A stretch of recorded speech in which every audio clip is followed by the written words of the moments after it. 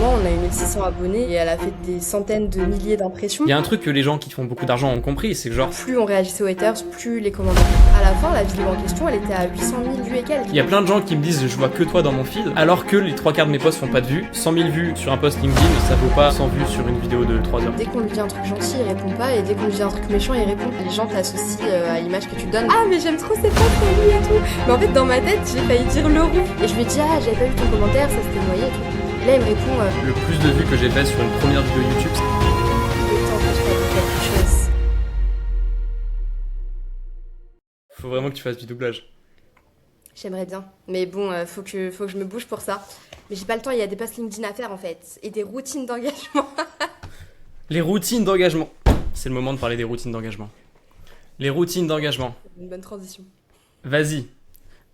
Explique-nous ce que c'est qu'une routine d'engagement. Ok, alors juste pour la petite histoire et pour poser le contexte, moi je fais du community management depuis, on va dire, 2014. J'ai travaillé pour plusieurs marques, etc. Ça fait 12 ans. Ouais, environ. Bon, j'ai commencé les réseaux sociaux avant ça, mais c'était plutôt de façon amateur. Mais si tu veux, même quand que ce soit dans mes études ou dans mes expériences en alternance ou stage, etc., quand on m'apprenait les choses, et même quand j'ai rejoint YouTube pendant 1 an, on nous expliquait que c'était très important de faire en sorte que tes communautés s'engagent. Déjà pour créer ta communauté aussi, tu vois. C'est-à-dire que bah, déjà être présent en commentaire, inciter aussi au fait de commenter. Donc que ce soit en story, tu vois par exemple sur YouTube, dans la YouTube Creator Academy, on nous disait pose des questions, fais un petit peu des routines dans tes vidéos. Genre à la fin tu vas faire un petit peu soit une routine où tu vas tout le temps prendre ton chat ou dire une phrase spécifique et que les gens ils commentent et qu'ils attendent jusqu'à la fin pour commenter par rapport à ça. Et tu rajoutes un petit élément en plus, tu vois. Donc il y a ça. Et il y a aussi le fait, bon alors ça pas trop pour YouTube, mais pour les réseaux comme Instagram et tout, on avait eu des cours aussi où ils disaient que c'était important d'aller engager chez d'autres créateurs et de participer parce que déjà ça plaît au réseau dans le sens où ils voient que tu es un humain qui est actif, ce qu'on appelle un peu aujourd'hui les chauffes de compte, tu vois, chauffer le compte, aller commenter, etc. Et on va voir ton profil, on va cliquer dessus et ça va augmenter ta visibilité. Voilà, ça c'est dans la théorie, tu vois, et dans ce qu'on m'a toujours appris. Et même quand j'ai été community manager pour pas mal de grosses têtes LinkedIn, c'est toujours ce qu'il fallait que je fasse. En gros, on me filait une page Notion avec plein de liens. Et franchement, j'ai eu au moins une dizaine de personnes pour qui j'ai fait du CM. Et à chaque fois, c'était pareil. Elles avaient leur Notion avec des liens de personnes chez qui elles passaient. Ou alors carrément des pods. Mais pour moi, ça revient un peu à la même chose. C'est quoi un pod? Un pod, en gros, c'est des personnes qui se rejoignent sur WhatsApp ou autres groupes. Et il faut savoir que ça existe depuis toujours. Enfin, vraiment, je vois des personnes sur LinkedIn qui disent la dernière fois, on m'a mis un commentaire oui, LinkedIn a créé les pods. Non. Moi, quand j'étais sur YouTube, que j'ai commencé en 2014, il y avait des groupes Facebook où on venait me parler, du coup, via ma page YouTube. Et on me disait oui, rejoins notre groupe Facebook entre Instagrammeuses, YouTubeuses, etc. Et j'allais dedans et je voyais qu'elles se partageaient toutes des liens. Et il y avait même un hashtag à l'époque. S'il y a des filles qui passent et qui étaient sur Instagram à l'époque, c'était hashtag PLIG, Plig, et avec un 01, 02 qui correspondait au mois. Et c'était pour que les filles du groupe se retrouvent sur ce hashtag. Et en fait, il y avait plein d'influenceuses qui étaient connues et qui allaient sur ce hashtag. J'ai même vu des histoires, bon ça c'est quand moi je suis arrivée dans le groupe, comme quoi Noelita était dans le groupe au début. Je Donc sais pas qui c'est. c'est une très grande influenceuse mode et tout. Mais tu vois, en fait, il y a beaucoup de personnes qui ont toujours fait ça. Et c'est pareil, bah, tu vois, à l'époque, les youtubeurs et youtubeuses qui étaient connus, ils commençaient avec des potes, donc elles se donnaient de la force en commentaire les uns avec les autres. Donc, Et après, des pods, c'est genre, tu mets ton lien et les gens du groupe vont aller te liker, commenter et te donner de la force, quoi. en fait, c'est ça. Et si tu veux, pour moi, c'est vraiment... Enfin, c'est un peu... Ce qui est bête, c'est que de base, les réseaux sociaux sont faits pour ça. Ça veut dire que tu suis les gens. Et si tu vas naturellement sur les réseaux et que tu scrolles, tu vas tomber sur leur contenu. Bah, tu vois, par exemple, moi, quand je vais sur LinkedIn et que je vois tes contenus, je lis, ça me fait rire, je like et je commente, tu vois, de façon naturelle. Et je pense, bah, toi, tu fais la même chose sur les miens, tu vois. On n'a pas besoin de se dire, eh, tiens, mon lien, tu vois. Mais en Ouais, fait, non, mais moi, je suis vachement en mentalité, genre, si tu dois envoyer ton post pour que les gens le voient, c'est que c'est de la merde. C'est bah, très, très simplement, quoi, mais...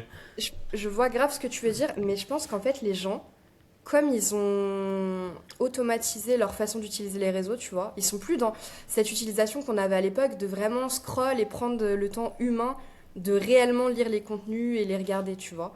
Donc ça veut dire qu'en gros, ils ont automatisé leur façon de faire en mode, ouais, je passe sur des liens. Et comme ça, une fois que je passais sur mes liens, je ferme l'application, j'ai fini. En mode, Ok, c'est donc une ils, corvée, ils tu vois. automatisent leur consommation, quoi. Ouais, je pense que c'est ça. Ok, Mais, euh, ouais, je vois. mais tu vois, il y a beaucoup de gros comptes qui sont là en mode ouais, les potes, c'est mauvais. Oui, mais toi, t'as ta liste de liens sur lesquels tu passes et ta routine d'engagement aussi, finalement. Enfin, tu vois, pour moi, ça revient au même parce qu'entre gros comptes, un jour, j'ai une fille en CM, elle m'a dit quoi? Elle avait fait un tableau Excel et elle vérifiait tous les jours que les gens de sa liste dans les liens passaient bien chez elle. Et dès qu'ils passaient moins, elle me disait, eux, tu les vires, tu repasses plus chez eux. Enfin, tu vois, c'était vraiment un délire.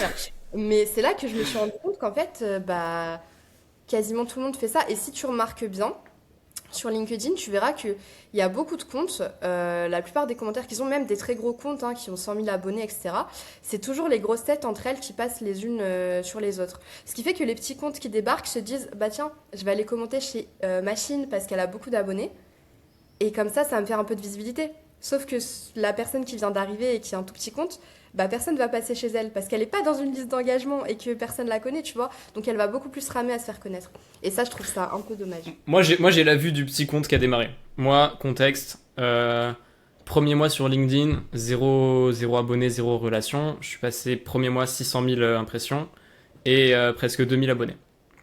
Ouais, J'ai pas fait de lead magnet et j'ai pas fait de pod. Mais moi, ma vision du truc du contenu, c'est surtout tu fais un truc bien, que les gens aiment consommer, et t'as pas du coup besoin qu'on vienne interagir chez toi, commenter chez toi. Et moi, je savais pas qu'il y avait des gens qui faisaient ça. Mais de mon point de vue extérieur, tous les mecs big qui produisent beaucoup de contenu et beaucoup de qualité, le premier qui me vient en tête, tu vois, c'est Alex Hormozy. Je pense pas que Alex Hormozy, il envoie ses liens dans des groupes pour que les gens aient liké. non, mais parce qu'après, quand tu atteins un certain stade, je pense Ouais, que... mais même pour commencer, même, je pense pas que ce soit nécessaire pour commencer. Ah, C'est je ça dis mon pas que point, c'est tu vois. nécessaire, tu vois, parce que, et c'est pour ça que je te disais, parce qu'on en a parlé en privé, je disais que moi, j'ai bien envie de tester, de faire le même post à des périodes différentes, sans engagement, sans... bon là, je rejoins un très mini-pod où il y a genre 10 personnes, donc ça n'a pas vraiment d'impact, mais je me demande justement si le fait qu'il n'y ait pas beaucoup de monde peut aussi donner une mini-impulsion plus naturelle. Enfin bref, je vais faire des tests parce que je trouve que c'est intéressant. Mais Moi, en tout mon avis sur la routine, je sais que c'est pas le même que le tien. Pas du tout le même que le tien. Mais toi, t'es vachement avec la strat, genre, il faut commenter chez les autres, c'est hyper important, et genre, l'algo, il aime bien ça et tout et tout et tout. bah, en fait, c'est ce que même LinkedIn, tu vois, là, quand j'ai repris, j'ai vu qu'il disait, ouais, il y a des actions à faire, genre aller commenter, etc. Donc, je pense quand même que ça fait partie de ce qu'on appelle le chauffage de compte. Et au-delà de ça, je dis pas que c'est impossible, parce que bien sûr, tu peux te faire repérer, mais tu vois, je pense que, bon, même si tu as commencé de zéro, il y a des moments où tu allais peut-être un peu commenter de façon naturelle chez les autres ou que tu as ajouté des relations. Parce que c'est comme si moi, je m'amuse à aller au milieu d'une place qui est complètement désertique et je dis eh oh j'ai un message à vous faire passer tu vois mais qu'il y a personne qui passe ou qui me voit ou que je suis pas allée toquer chez les gens pour qu'ils voient que enfin je sais pas comment t'expliquer tu vois mais si j'ajoute personne et que je commente nulle part peut-être que LinkedIn va pousser au début mon premier post comme ça arrive très souvent tu vois parce qu'ils voient que tu viens de démarrer ils ont envie de te motiver un peu mais pour maintenir le flux et tout, je pense que ça peut aider. Je dis pas que c'est indispensable, mais je pense que ça peut aider d'ajouter des personnes dans son réseau et d'aller un peu commenter chez elles et d'être humain, d'humaniser le truc, tu vois, sans par contre aller dans des extrêmes. Parce que je trouve que là, comme je te disais, la fille qui me dit ouais, lui, il passe plus chez moi, nanana, qui met des liens, ça, je trouve ça un peu abusé, tu vois. Et pour les pods, je peux comprendre pour les petits comptes qui ont envie de démarrer. Par contre, ce que je déplore, c'est que ça empêche la remise en question, à mon sens. C'est-à-dire que les gens, ils vont se baser sur leurs résultats du pod et ils vont pas se dire ouais, trop cool, enfin, trop nul, pardon, j'ai pas de résultats, tu vois. Ils vont se Ouais, dire mais du coup, j'ai mes metrics, c'est ok. en fait, quand tu crées du contenu, si tu veux progresser, il faut que tu analyses la data pour t'améliorer. Tu vas tester un post avec un type de hook. Si le post fait zéro vue, tu vas prendre la data, tu vas dire ok j'ai testé cet angle-là, il a pas pris, il faut que j'en teste un autre. Et si tu testes suffisamment de trucs, à un moment, s'il y en a un qui va marcher. Maintenant, si tous tes tests, tu les envoies à plein de gens, qu'à chaque fois tu as autant de likes, autant de commentaires, tu peux pas analyser la data, et comme tu peux pas analyser la data, tu peux pas savoir qu'est-ce qui marche, qu'est-ce qui est mieux, et tu peux pas progresser. Et c'est un peu le truc de j'ai peur d'avoir zéro like, mais du coup j'ai toujours mes 20 likes, mais je me tue ma progression à vie. Et je progresserai jamais, tu vois. Moi Ouais, je préfère prendre l'échec. Tu vois, moi je fais plein de vues, mais ce que les gens voient pas, c'est que c'est les trois quarts de mes posts qui font pas de vues. Mm. Et il y a plein de gens qui me disent je vois que toi dans mon feed, alors que les trois quarts de mes posts font pas de vues, parce que j'en publie tellement, je passe tellement de temps à faire du contenu que les gens ils voient que moi, même s'il y en a plein qui font pas de vues, et il y en aura toujours qui vont performer parce que je teste plein de trucs, j'analyse la data et je corrige. Oui, ça, je suis d'accord avec toi et je pense que c'est bien. Mais c'est pour ça que, bah, par exemple, dans mon cas, là, on m'a proposé de rejoindre un pod depuis le post Drag LinkedIn. Donc, tu vois, enfin, T'as fait j'avais combien sur le post drag LinkedIn d'ailleurs? là plus de 200 000 vues et quelques. Je sais pas exactement 200 combien. 000 impressions sur LinkedIn. Pour un post à la con comme ça, c'est vraiment bien. Il y a un peu de coding en fait. Mais non, mais tu te rends pas Non, non, compte. mais, Si 200 000, en fait, t'en fais 3 comme ça, tu fais autant de vues que moi, hein, avec 3 en posts. fait, ce que j'aime bien, c'est que, enfin, j'aime beaucoup dénoncer des choses avec un petit ton humoristique, mais j'ai l'impression que tout le monde ne comprend pas mon second degré. Bon, après, c'est, Mais ça, sur 200 000 vues, c'est normal. oui, C'est statistiquement, c'est normal.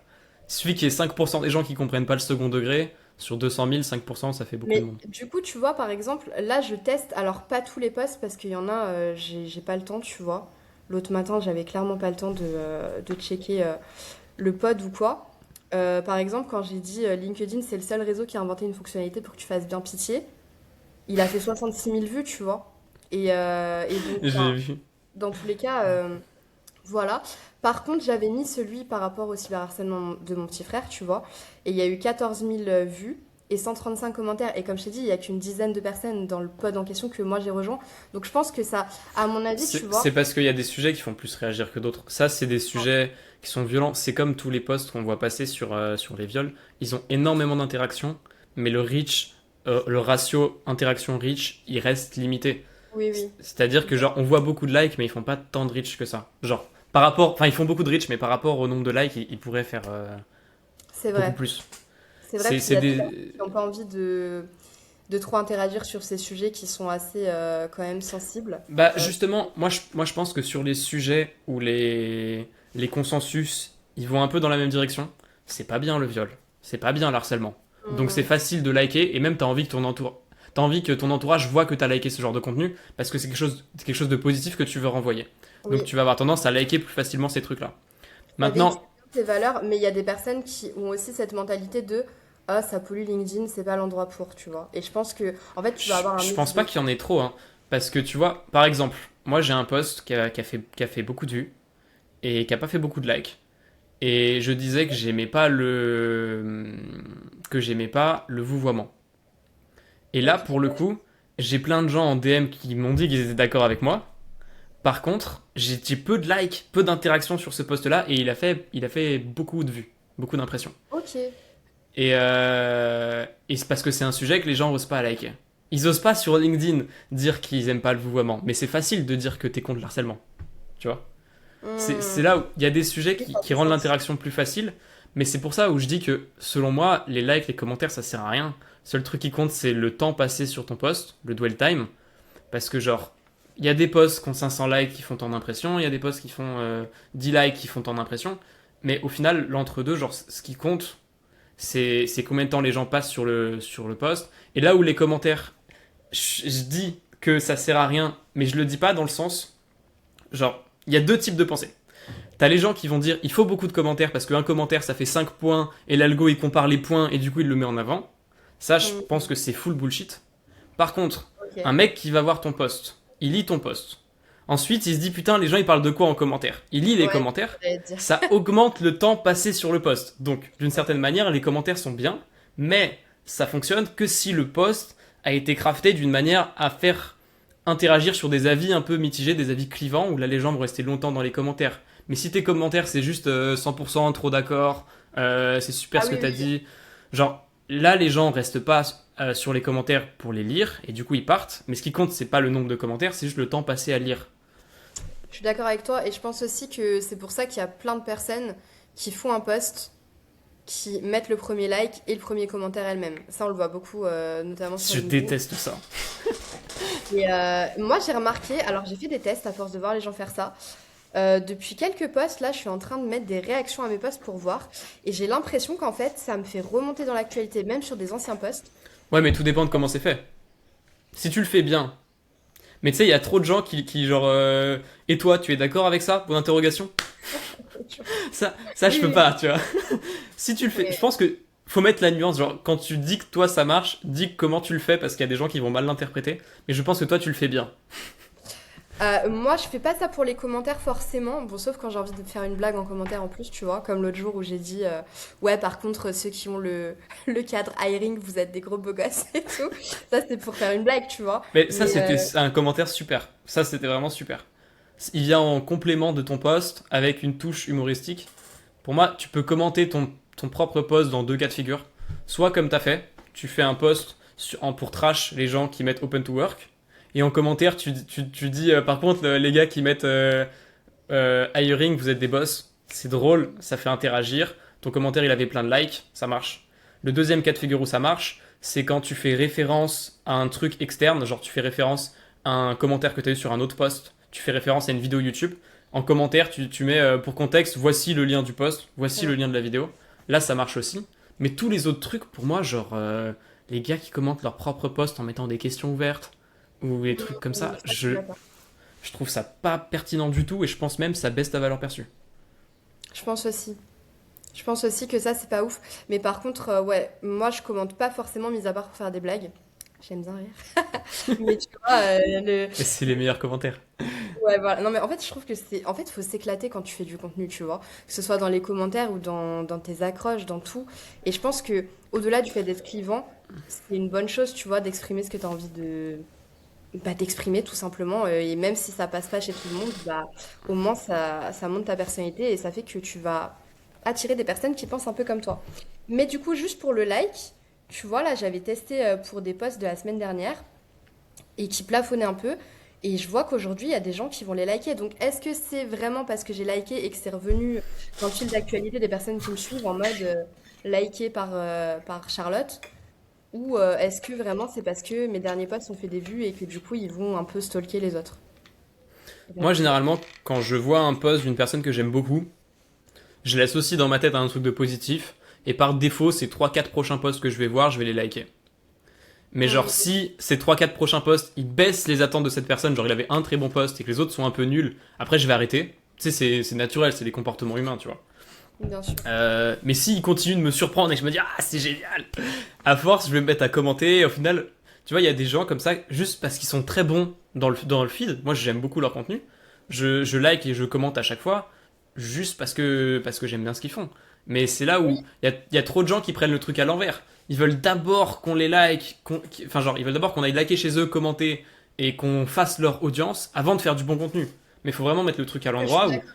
d'abord tu fais du bon contenu et ensuite, naturellement, les gens vont venir liker, commenter, ça va se build tout seul. Je pense qu'il faut quand même un combo gagnant. Moi, je le vois comme ça, tu vois, où tu fais un bon contenu et où, pour moi, c'est pas forcément grave, comme je t'ai dit, si tu fais bien ton engagement. Mais moi, quand je parle d'engagement, tu vois, enfin, me concernant, je vais pas aller m'amuser à faire des listes de personnes sur Notion ou quoi.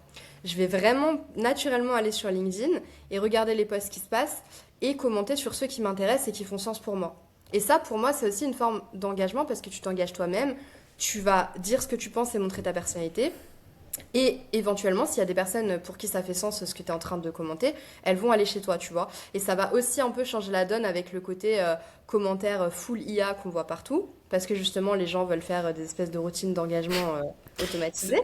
Tu sais que les gens qui commentent en IA, moi, tous les commentaires que je vois, je sais que le mec, j'achèterai jamais chez lui. La valeur perçue du gars, elle a baissé de ouf. En Vas-y, fait, excuse-moi, je t'ai coupé, vas-y, non, continue. mais non, t'as raison. C'est pas coupé, t'as rebondi et c'était pertinent, mais c'est clair que. Et puis en plus, bon, alors au début, je le faisais, tu vois, même quand ils commentent chez moi avec l'IA, je leur dis en gros, super commentaire IA et tout.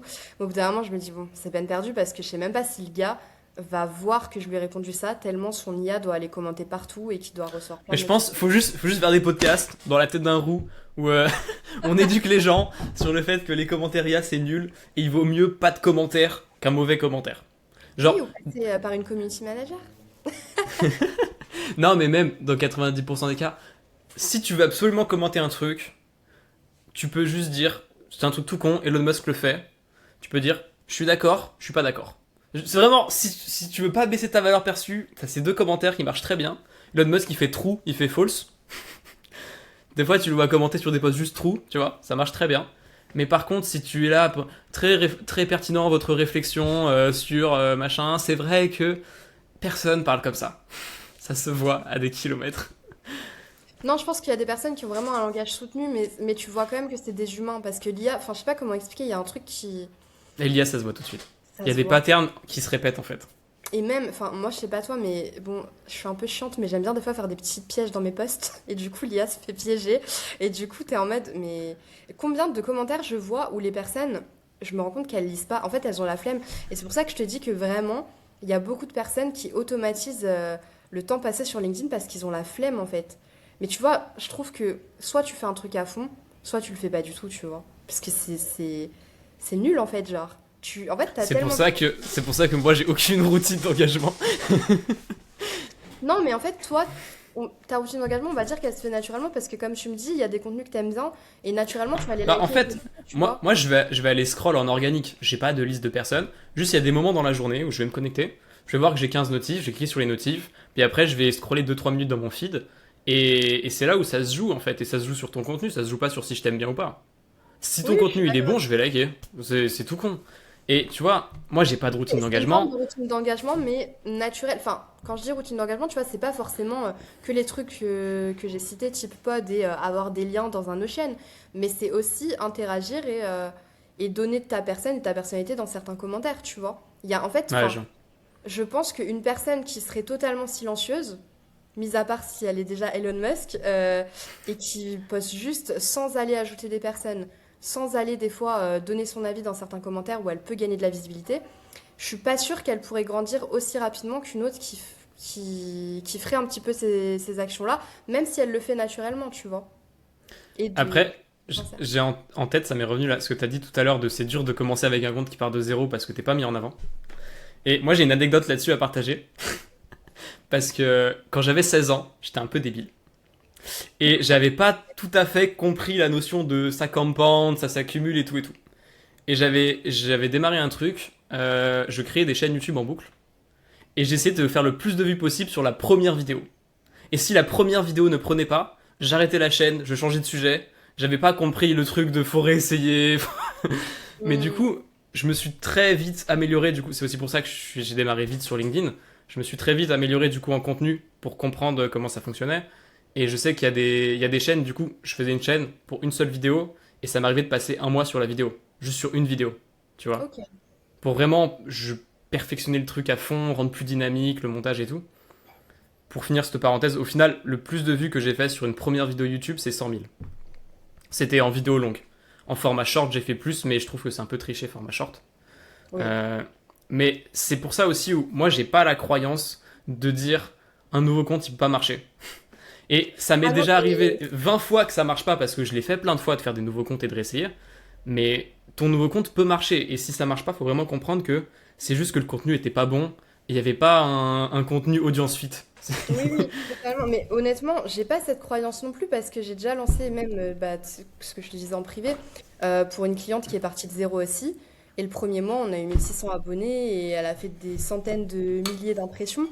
Ouais, Donc je carrément. sais que ça peut fonctionner, mais par contre, elle, tu vois, naturellement, j'allais ajouter des personnes qui parlaient de e-commerce parce qu'elle a eu une formation là-dessus.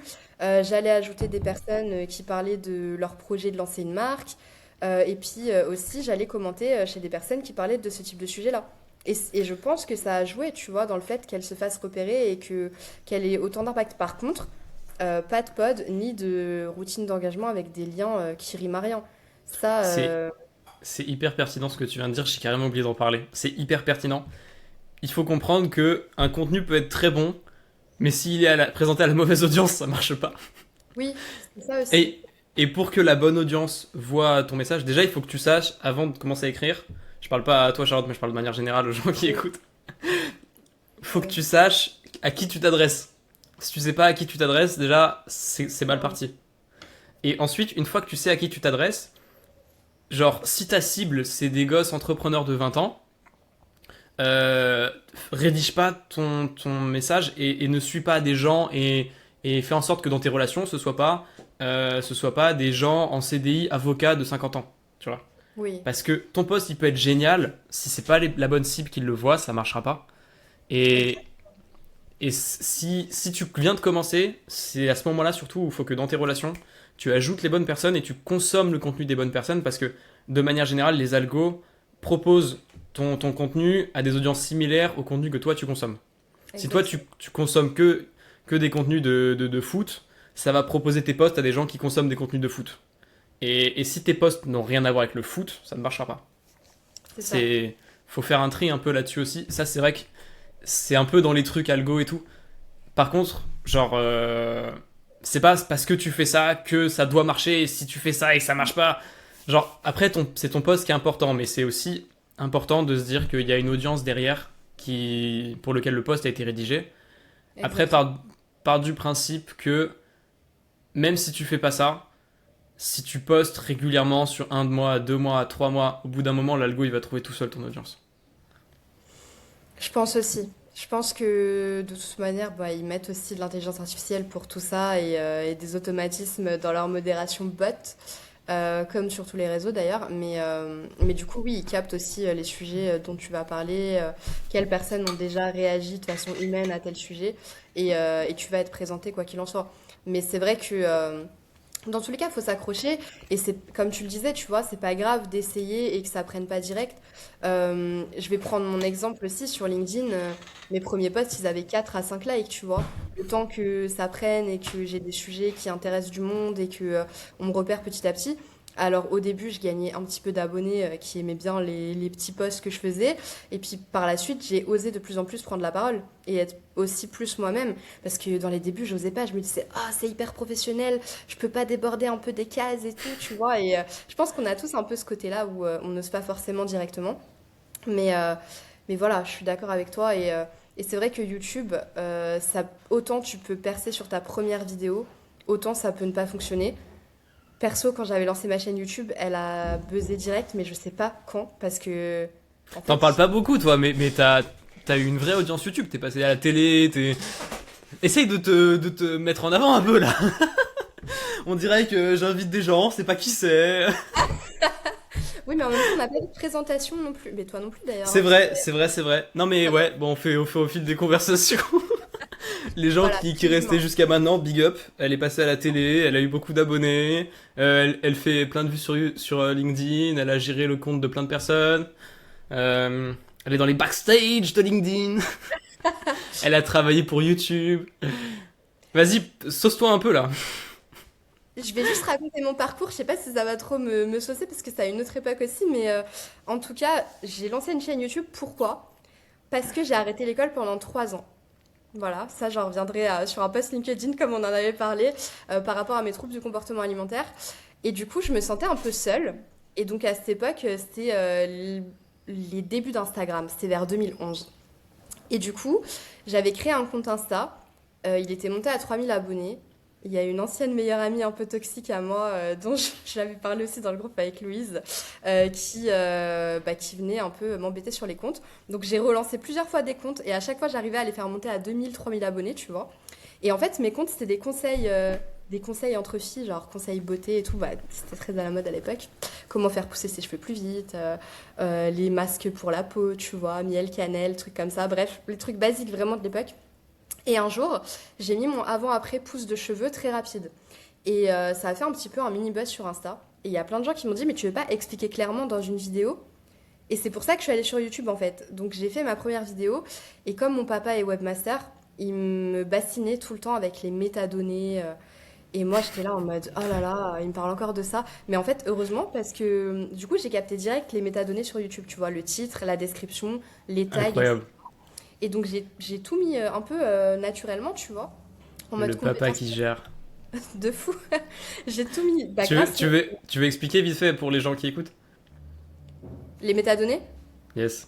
Ok. En fait, quand tu publies un contenu sur un réseau, de base, c'était sur les sites internet, par exemple pour les articles de blog, tu vas avoir le titre, la description et les mots-clés. Et tout ça, c'est ce qu'on appelle les métadonnées, et c'est ce qui fait que tu vas être mieux référencé. Par exemple sur Google, ou là, en l'occurrence, sur les réseaux, bah, au niveau de YouTube, si une personne cherche un mot-clé ou un sujet, tu vas, de façon organique, donc sans avoir rien payé, arriver plus rapidement dans ces recherches. Parce que tu auras bien optimisé tes métadonnées.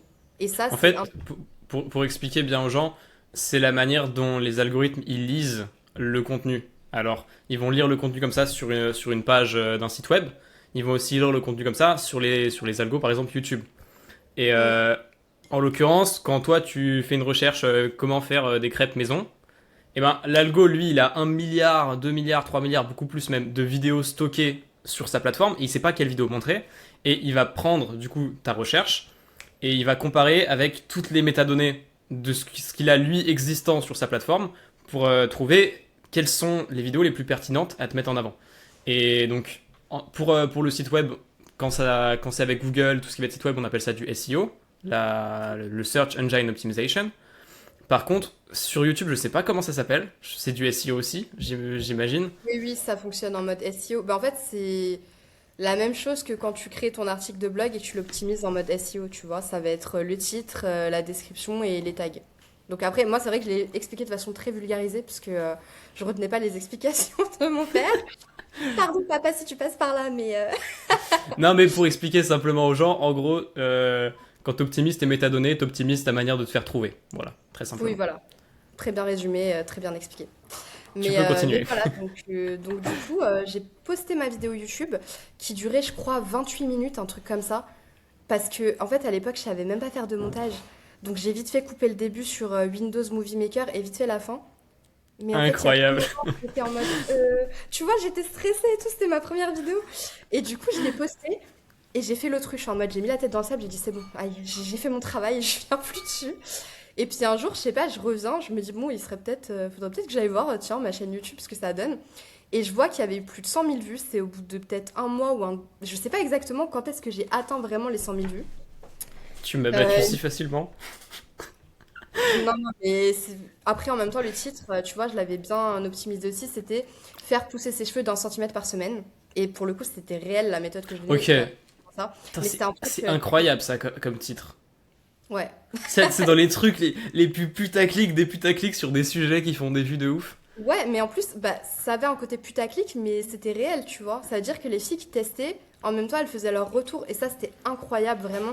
Parce qu'il y a même une page Facebook qui s'était créée où elles mettaient elles-mêmes leur avant-après, tu vois, sur 1 ou 2 semaines. Donc en fait, elles mettaient le même haut, elles mettaient carrément des traits avec les feutres et tout, et elles montraient. Et franchement, c'était ouf, tu vois. Même moi, à une époque, j'avais pris des screens et tout de leur avant-après, avec une Putain, méthode c'est incroyable. 100% naturelle, tu vois. Et du coup, bah, je suis revenue, et puis un jour, enfin, je vois du coup les commentaires auxquels j'avais jamais répondu, hein, parce qu'à l'époque, j'étais pas trop alerte là-dessus. Et je vois Et que, tu vois, t'as quand même percé même si t'as pas répondu aux commentaires. bien sûr, bien sûr. C'est pour ça que je dis que, en gros, c'est pas obligatoire, mais je pense, en fait, j'aimerais bien vérifier ma théorie de est-ce que ça peut pas pousser plus loin. Et pour ça, pour le savoir, en fait, il faudrait que je fasse les trois mêmes Mais contenus, mais j'y avec crois tellement des... pas. Mais regarde tous les top créateurs sur YouTube. Je vais prendre l'exemple de YouTube parce qu'on est sur YouTube. Tu vas prendre Squeezie, tu vas prendre Amixem, tu vas prendre MrBeast. Si on reste en France, enfin, genre, on peut en citer plein. Combien de réponses aux commentaires sur les vidéos de Squeezie, commentées par Squeezie lui-même, t'as vu? Pareil avec Amixem, pareil si on dérive sur d'autres chaînes, genre toutes les vidéos qui font 1 million de vues sur YouTube, le mec qui poste les vidéos ne répond jamais aux commentaires, déjà parce qu'il a autre chose à foutre, et ensuite parce que ça change rien. Ça montre juste que t'as plein de temps, et du coup limite ça baisse ta valeur perçue en mode je passe mes journées à répondre aux commentaires, tu vois. Moi, honnêtement, quand j'étais chez YouTube, on avait des cours justement sur YouTube avec YouTube France et ils nous disaient que c'était important de répondre aux commentaires.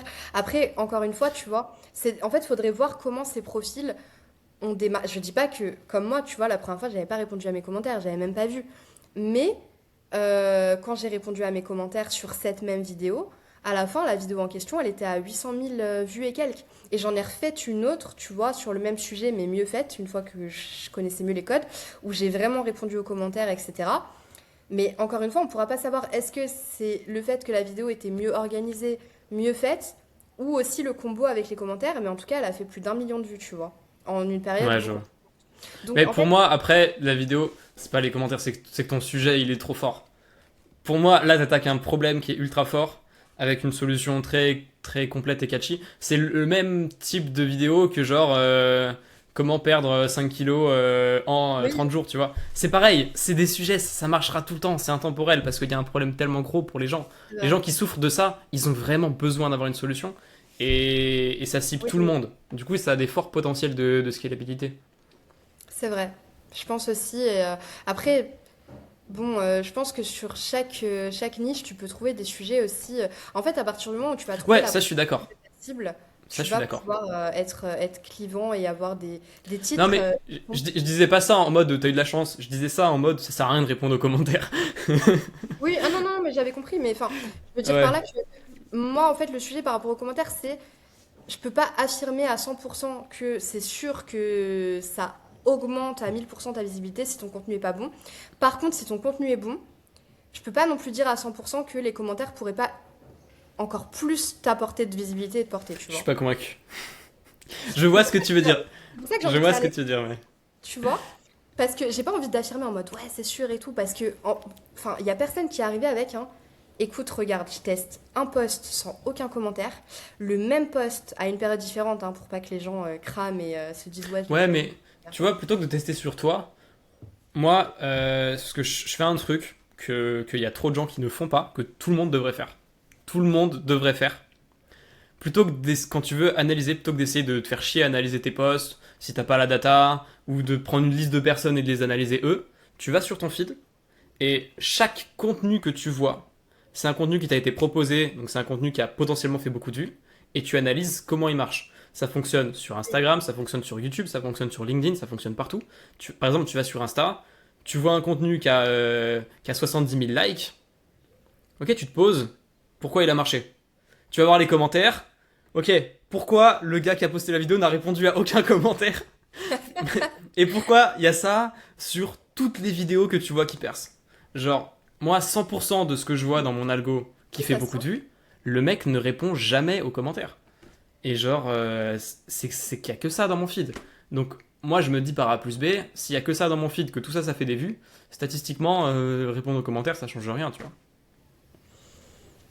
Faut que je teste. S'il y a un cobaye qui passe par là. Mais je vais tester sur moi aussi, hein. Pas de raison que je Les teste gens sur... qui écoutent, on va prendre 100 personnes. Il y en a 50 qui vont faire ça. 50, En vrai, 50 je suis qui vont faire trop faire ça, hein. l'opposé. Moi, j'aimerais trop faire un truc comme ça. Et puis on a 50 à la fin du mois qui seront déçus, mais on aura la data.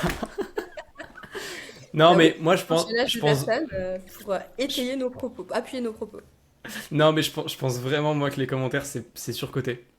C'est vraiment dans la catégorie surcoté. Et je pense vraiment aussi, il y a trop de gens qui Tu as passé passent. beaucoup de community Non, managers. ok, mais attends, je vais parler au community manager. C'est là. Là, je m'adresse au community manager. Vous passez 1 heure à répondre aux commentaires. Vous prenez cette heure. Vous en faites un super post en plus par jour. Vous postez 2 posts par jour au lieu de un post par jour. Vous arrêtez de répondre aux commentaires, vous postez 2 fois plus. Est-ce que vous pensez que vous allez faire plus de vues? Moi, je pense que oui. Voilà, c'était le petit. Voilà, à vous de tester, Le, faites les le cobayes avec. message est, le message est passé. Voilà, c'est fait. Commentez moins, faites plus de posts. Vous apprendrez plus vite. Et puis vous ferez plus de vues. Et Mais vous aurez plus de clients. je suis sûre que tu peux faire plus de posts et plus de commentaires. Et des fois, tes commentaires te font des posts aussi, hein. Moi, je le faisais beaucoup pour une marque de burger vegan. Le fait de répondre aux commentaires, ça crée plein d'interactions au niveau de l'algo et tout. Et les gens adoraient parce qu'on se clashait, genre. Il y a un mec, il a dit, oui, un jour, il a dit, ouais, prendre un burger vegan, c'est comme prendre une poupée gonflable. Et je lui avais répondu, ouais, mais la différence, c'est que la poupée gonflable, t'as plus le choix, Bobby, tu vois. Et genre, tout le monde avait grave kiffé. Et je l'avais remis en story. Enfin, tu vois, en fait, j'avais... Mais ça c'est génial. Parce que faut répondre à ses haters. Il faut répondre à ses haters publiquement. C'est hyper important de pas répondre en privé, de pas supprimer le commentaire, faire genre il a jamais été là. Vraiment le prendre, le mettre en avant. Et ce que tu fais, c'est que t'as le dernier mot. Tu le bloques, le gars, il peut plus répondre. Et tant que t'as le dernier mot, t'as raison. Et genre, tu le mets en avant, t'as le dernier mot, t'as gagné, t'as raison, t'as éteint le haters, t'as éteint les haters. Et c'est pas parce que tu fais ça que tu dois répondre à tous les commentaires.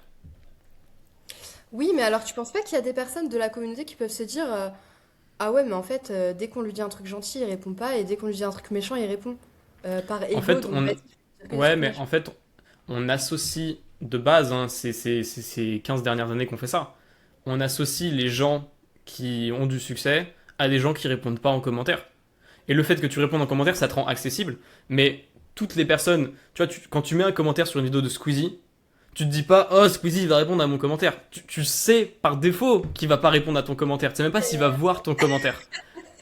Mais non, mais c'est vrai. Et en fait, faut pas que tu sois trop accessible non plus parce que ça te positionne en tant que. Ça baisse ta valeur perçue, ça te positionne en tant que personne qui a du temps libre, tu vois. Et t'as pas de temps libre, toi t'es occupé Oui, à travailler. je pense aussi que moi, le fait, comme je t'avais dit, qu'un jour il y a une fille qui m'est courue derrière parce qu'elle m'avait reconnue et qui était en mode Vas-y, mais raconte parce qu'on a coupé ta présentation. non mais en fait un jour quand j'étais sur YouTube et j'avais pas beaucoup d'abonnés non plus, enfin surtout par rapport à l'époque, mais en gros je me rendais au lycée parce que j'avais repris mes études et j'entends qu'une fille court derrière moi et elle me fait toc toc comme ça sur l'épaule et je me retourne et elle me dit oh, Charlotte, c'est toi. Et là mon cerveau se cherche en mode mais je la connais pas, je la reconnais pas. Et là, tu commences à paniquer en mode, mais j'ai des problèmes de mémoire ou quoi? Et du coup, elle me dit, je regarde toutes tes vidéos, je suis hyper fan et tout. Et ça me fait hyper plaisir. Mais d'un coup, elle se met à pleurer, mais vraiment beaucoup. Et en fait, ça m'a rendu hyper mal à l'aise parce que je me suis dit en mode, mais non, je suis comme toi, je viens, je suis ta copine, je te donne des conseils sur YouTube et c'est bon, je suis accessible, c'est ok. Et du coup, à la fin, bah, sa sœur était venue me parler pour me dire, oui, c'est son anniversaire, tu pourras lui faire un petit vocal et tout. Je lui ai dit, non, mais je vais pas lui faire un vocal en mode la youtubeuse qui fait un message. Je lui ai dit, viens, je vais la voir, on va boire un chocolat ensemble, je vais même lui faire un cadeau parce qu'elle est trop mignonne, tu vois, elle suit tout ce que je fais et tout. Mais je pense que peut-être que c'est psychologique et par rapport à ma façon de percevoir les choses aussi. Mais je trouve, j'aime bien être accessible, tu vois, par rapport aux personnes auxquelles Mais je en réponds. Et fait, c'est vrai que ça prend du temps, hein, mais j'aime bien avoir ce côté humain aussi dans les contenus. Et c'est vrai ce que tu dis qu'il y a plein de créateurs de contenu qui répondent pas et tout, peut-être qu'ils ont encore moins le temps. Mais je pense que ça toucherait quand même la communauté qui prend le temps de commenter justement chez eux, de voir que de temps en temps, ils ont une réponse quand même. Et par exemple, Enjoy Phoenix, je sais qu'elle répond très souvent, que ce soit sur les commentaires Instagram ou sur YouTube. Et pendant très longtemps, ça a été la youtubeuse numéro un du YouTube français, tu vois, avant qu'il y ait Lena Situation. Et Lena Situation aussi est quand même assez proche de sa communauté, tu vois. Donc je je suis pense que ça d'accord, dépend du mais positionnement. faut faire gaffe à comment tu poses tes attentes. Parce que si de base tu te positionnes comme la personne tout le temps accessible, le jour où tu arrêtes de répondre aux commentaires, toute ton audience va être là, ouais, tu prends la grosse tête, ouais, tu nous réponds plus, on était là pour toi au début, maintenant tu nous abandonnes, ah maintenant, influenceuse, je sais pas, tu vois. Et, C'est vrai, c'est vrai. et faut vraiment faire gaffe à comment tu poses tes attentes, et faut comprendre que quelqu'un qui te voit tous les jours dans son feed, à côté de toi, il voit des multimillionnaires, à côté de toi, il voit des présidents, à côté de toi, il voit des députés, à côté de toi, il voit des influenceurs qui ont des millions d'abonnés. Et lui qui te voit au milieu de tout ça, il t'associe aussi à ces gens-là. Et il se dit, ok, certes, je le vois tous les jours, mais justement, comme je le vois tous les jours, il n'est pas dans le même monde que moi. Et même si toi, t'es là, ah, je suis comme lui, tu vois, on est pareil. Mais il t'associe à un monde différent. Et c'est pour ça aussi que quand tu te fais reconnaître dans la rue, genre, choqué, quoi. Parce que c'est pas le même monde, tu vois. Même si toi, t'as envie de dire si c'est le même monde, mais faut vraiment faire gaffe à cette question, genre, d'attente et comment les gens te perçoivent, tu vois. Je pense que tu as raison. Après, tu sais, à l'époque, je me disais grave, en fait, viendra un temps où on sera tous des influenceurs. Et quand je disais ça, on se moquait un peu de moi, tu vois. Mais je trouve qu'aujourd'hui, on y vient de plus en plus parce qu'en soi, il y a énormément, par rapport à l'époque, tu vois, avoir 1 million d'abonnés, c'était un truc de fou. Aujourd'hui, il y a Ouais, combien de personnes qui ont 1 million d'abonnés, ne serait-ce que sur TikTok je suis ou d'accord. YouTube, ou Snapchat? Ça s'est beaucoup plus popularisé. Et moi, du coup, à cette époque, je me disais peut-être qu'un jour, on aura tous des choses à dire et on aura tous notre audience et on aura tous une forme de notoriété, tu vois. Si bien que des fois, il y a des gens qui vont dire, ah, mais tu connais pas cet influenceur ou cette influenceuse qui a 1 million d'abonnés? On n'aura jamais tous. Ça, c'est mon avis, hein. On Ok. n'aura jamais tous parce que c'est beaucoup plus simple de consommer que de créer. Oui, Et ça c'est. ça demande un effort de créer. Il y a des gens qui sont pas prêts à mettre l'effort. Moi, je pars du principe, genre, j'aime bien le truc, 95% des gens regardent, genre 3% commentent et 2% font. Je sais plus le truc exact, mais c'est un truc comme ça. Et je pense que on restera un peu toujours dans ces eaux-là parce que les gens sont un peu trop addicts à la dopamine pour se forcer à créer du contenu. Et même s'il y a de plus en plus de gens qui créent du contenu, il y a de plus en plus de gens qui consomment aussi. Donc certes, toi tu vois une explosion des gens qui créent, mais comme à côté il y a une explosion des gens qui consomment, au final on est toujours dans le même ratio, je pense. Oui, après, je pense que tu peux aussi être créateur et consommateur en même temps, tu vois, et que du coup, Ah ça oui, cent pourrait pour faire cent. une forme d'équipe. Bon, après, c'est peut-être utopiste de ma Non part. mais, non mais 100%. Sauf que le truc que tu vois pas, c'est qu'il y a. Je te prends l'exemple de la France, par exemple, toute plateforme confondue. Il y a 50 millions de personnes qui consomment et il y a peut-être 200 000 personnes qui produisent. Oui, c'est sûr. Alors, certes, il y en a 200 000 qui produisent, et certes, ces 200 000 qui produisent, ils consomment aussi, mais quand tu mets 200 000 à côté de 50 millions, peut-être j'ai pris des gros chiffres, du coup 200 000, on se dit, ouais, c'est beaucoup quand même. Mais le ratio, Oui, il par est, rapport à il est pas le même. Et puis il faut aussi comprendre que, genre, le Mais stock. ça a quand même augmenté, tu vois, parce que je pense que tu prenais ça il y a rien que 10 ans. C'est pas énorme, 10 ans en soi. Mais t'avais beaucoup moins de créateurs. T'en avais peut-être. Ouais, mais t'avais beaucoup moins de consommateurs aussi. Oui, c'est vrai. Ça a toujours été corrélé. Plus t'as. Non, mais c'est vrai, plus t'as de créateurs, plus t'as de consommateurs. Et tu le verrais tout de suite si jamais c'était pas corrélé. Parce que, genre, le stock d'attention est limité. Genre, s'il y a 50 millions de personnes, chaque personne a 3 heures d'attention. Donc, on est limité en termes de contenu consommable, par jour en tout cas. Oui, ça c'est. Et Oui. s'il y a trop de gens qui publient par rapport au nombre de gens qui consomment, tout le monde fera juste moins de vues. Tu vois? La Oui. moyenne, la moyenne fera moins de vues. Et le fait qu'on fasse toujours autant de vues, tu vois, ça appuie aussi le truc. Alors, certes, ça va dépendre parce que je dis la moyenne fera moins de vues, parce qu'il peut y avoir un Squeezie qui fait 20 millions, qui bouffe les vues de tout le monde, tu vois. Mais, mais dans la moyenne, si l'équilibre il est pas respecté, tu vas le voir tout de suite. Mais de manière générale, il y a de plus en plus de gens qui consomment et ça tend toujours à augmenter. Donc pour moi, il n'y a pas trop de soucis là-dessus. Et pour moi, c'est toujours là le meilleur moment de se lancer pour commencer à créer du contenu. Bien sûr, je pense aussi. Mais je pense que même plus tard, ce sera quand même toujours un bon moment, tu vois. Même si c'est mieux de commencer maintenant parce que tu vas Enfin, je vais, je arriver. je vais le reformuler. Peu importe quand tu vois cette vidéo, maintenant, c'est le bon moment pour te lancer à créer du contenu. Si tu l'as pas encore fait, le moment où tu y penses, c'est le bon moment. Voilà. Même si la vidéo, tu la vois dans 10 ans, ça sera encore le bon moment. T'écoutes D'ailleurs, ça dans 10 ans, today is a good day. j'aimerais beaucoup qu'on revoie cette vidéo dans 10 ans pour voir ce qu'on en pense. Mais dans 10 ans, on se dira putain, c'était à ce moment-là que ça a commencé. Après, le podcast, il a fait 20 millions de vues. De fou. Ce serait Non, mais incroyable. ouais.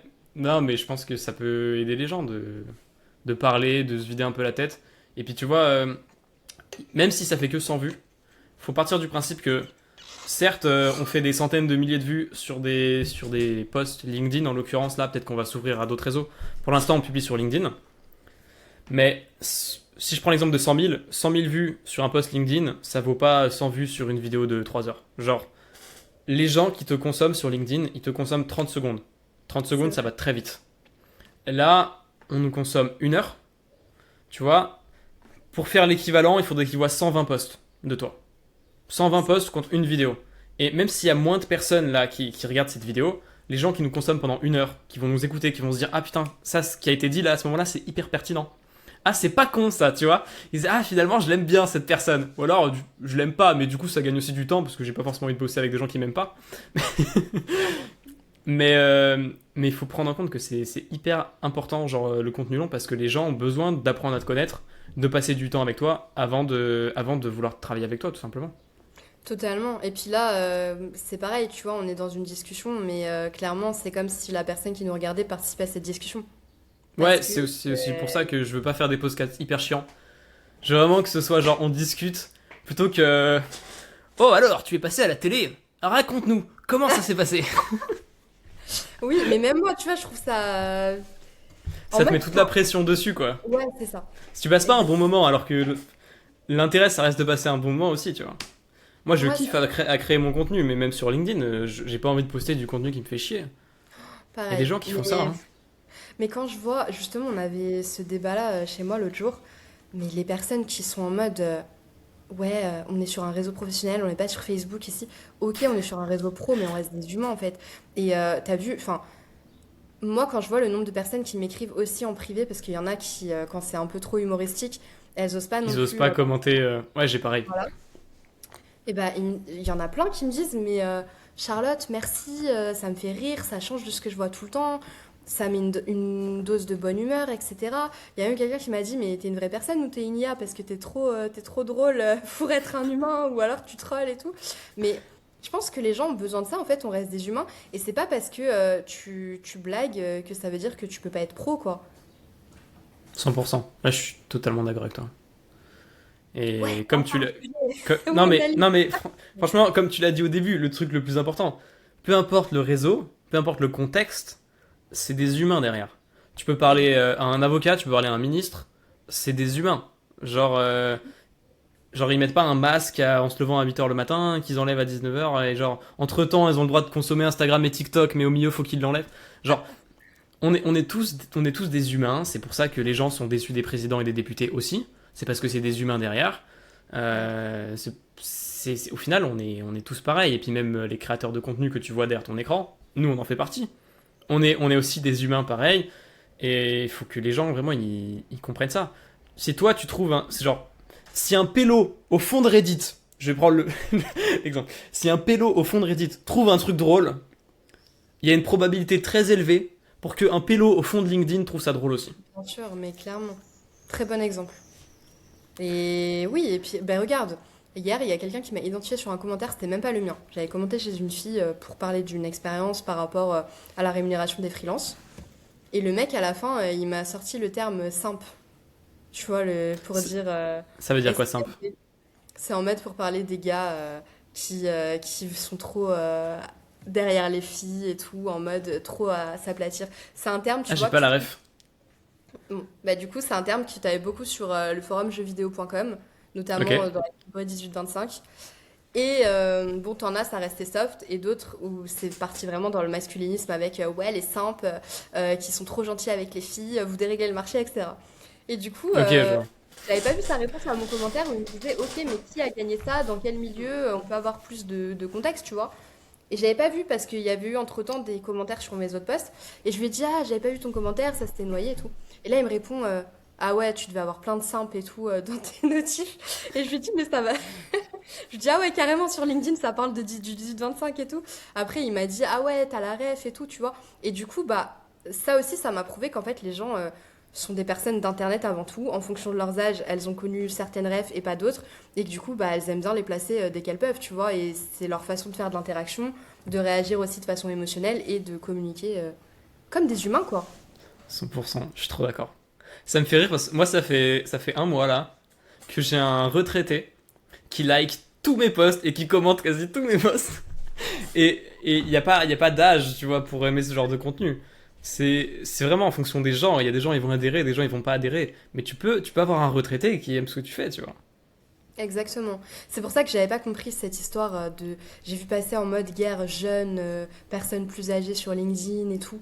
Mais en fait, enfin, on peut tous s'entendre en fonction de nos personnalités. Et c'est pas parce que tu réussis à faire de l'argent quand t'es jeune que une personne qui est plus âgée et qui a réussi à faire de l'argent peut pas t'apporter des trucs. Et réciproquement, tu vois. Une 100%. personne jeune qui Et vient de puis, débarquer. j'irai même plus loin. Euh, une personne qui fait moins d'argent que toi peut t'apporter plein de trucs. Oui. Euh, Moi, je connais des gars, par exemple, je connais des gars qui coachent des entrepreneurs plus forts que eux en closing, par exemple. Alors que c'est le sujet qui rapporte de l'argent.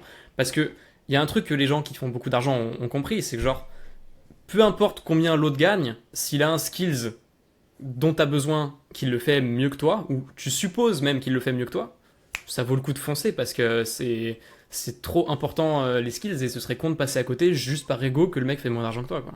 Exactement. Et je pense qu'il y a beaucoup de sujets d'ego dans les guerres, enfin, dans les guéguerres, tu vois, sur les réseaux, et notamment sur LinkedIn, où certaines personnes, des fois, en ont marre de voir débarquer des plus jeunes, ou alors les plus jeunes en ont marre aussi des plus âgés qui viennent ramener leur science. Alors que si, en fait, on faisait tous preuve d'humilité et de façon d'apprendre de l'autre, tu vois, de toujours vouloir apprendre d'autres choses, je pense que ça pourrait encore mieux améliorer nos rapports humains. Mais tu penses... Ah, j'ai une question, j'ai un débat là. Tu penses que ces gens-là qui postent ça, ils le pensent? Moi, je pense qu'ils font ça pour le reach.